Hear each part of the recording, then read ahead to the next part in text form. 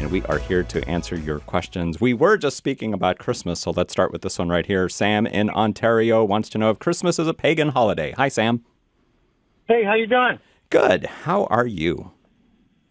Well, I'm on my way home, and I was talking to another pastor friend of mine last night, and I had told him that I was going to another church, and that pastor last year, he said that Christmas was a pagan holiday and that we shouldn't celebrate it because the Christmas tree, because that was the worship of Molech back in the Old Testament, and that we shouldn't celebrate Christmas. And I just kind of stopped going to his church because of that. Good for you. He got his information from a book called Two Babylons. Yeah, which and he didn't even get the information right because it wasn't Molech. No, but since the publication of that book, it has been proven to be made up. Fake fiction. news? Fake news. A lot of it is fake news. From 100 years ago. But when I was in 6th grade, we did a program called the SRA. I don't know how many of you remember the SRA. You have to be kind of old. And I literally went platinum. That's the only time I've gone platinum in my life. I went all through the SRA. But one of the stories in public school, because these were the olden days, that I read was a story of the first Christmas tree. And it had its roots, with the tree, with Martin Luther. And what had happened is Martin Luther was called to the home of a sick child, and it was the winter time. And the sick child was bedridden. And he said, before I go to heaven, all I'd like to do is see the stars shining through the trees again. And so Martin Luther cut down a green tree, brought it into the child's room, and adorned it with candles.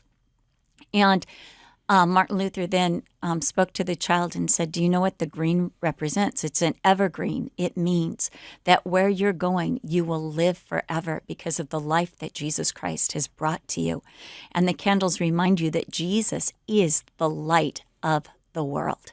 And that was in a secular SRA reading manual that I read years ago. And it was documented, footnoted, and that was the story they gave concerning the Christmas tree. And I'm going with that one.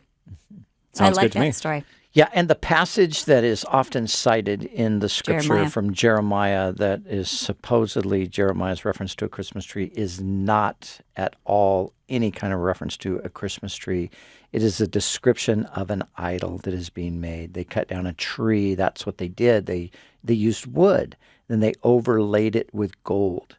And that's how the idols were made. So don't flock your trees. So it wasn't cutting down a tree and sticking it in your room and putting gold, bulbs Tinsel. on it and Tinsel. things. No, It was cutting down a tree and taking a portion of it and fashioning it like an idol and then covering it with gold. So it just has absolutely nothing to do with Christmas whatsoever. And Christmas is, we celebrate Christmas as December 25th. Nobody knows the actual date of the birth of Jesus. The date of December 25th goes back many, many, many centuries that people did say that he was born on that day. We don't know if he was or not, and it doesn't really matter. It's a day when Christians have decided to acknowledge the incarnation. They've decided to acknowledge that God the Son came into the world as a human being to save us. And isn't it exciting that the about whole world has to stop? I mean, for the most part, the entire world acknowledges that day. Yeah. And you know what's kind of crazy, because I was thinking about our conversation with Joel Rosenberg recently. And, so here you got, Christians and churches saying, don't celebrate Christmas, it's pagan. And Joel's telling us about being in Israel and all of these Jewish people that, would never want to hear about Jesus necessarily or any of that. They're all very intrigued by Christmas. They want to come to a Christmas party. They want to know a little bit about Christmas. So God's using Christmas in Israel right now. Wow. And he's introducing people to, the nativity story, just through their interest in this cultural thing, Christmas. But think of the lyrics that people hear without even realizing it. They're hearing about, Silent night, holy night, all is calm, all is bright. Round yon virgin mother and child, holy infant, so tender and mild. And, you've got the Christmas story in that. Then you've got O Little Town of Bethlehem. You've got these songs that come out at Christmas time that people love because they're traditional, that herald the gospel. Joy to the world, the Lord is come. Let earth prepare him room.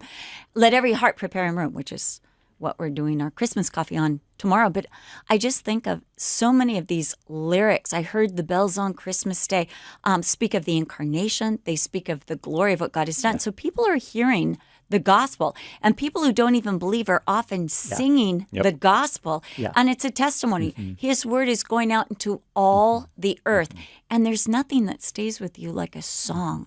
And I just love the songs just here at Christmas time. O Little Town of Bethlehem, yet in thy dark street shineth the everlasting light. The hopes and fears of all the years are met in thee tonight. That is such a profound and powerful statement. I don't know if you noticed this last week when we were in Barnes & Noble up north with our family. They were playing all of those Christmas hymns in the store. And I was walking around thinking, listen to these lyrics. It was amazing. I have to just give a plug for the Star one more time, because as we sat in the Star, it's a very poignant moment, and they start playing Mary, Did You Know? And I have to say that tears sprung to my eyes. It was just the perfect time. In fact, the whole movie was filled with one Christmas song after another, and the gospel was really proclaimed. And so I love Christmas because, you know what? It's a time to proclaim the birth and the coming and the person of Jesus Christ. And, with that, many of the Christmas hymns, choruses that we sing, carols. I knew the word was there. It was just right there.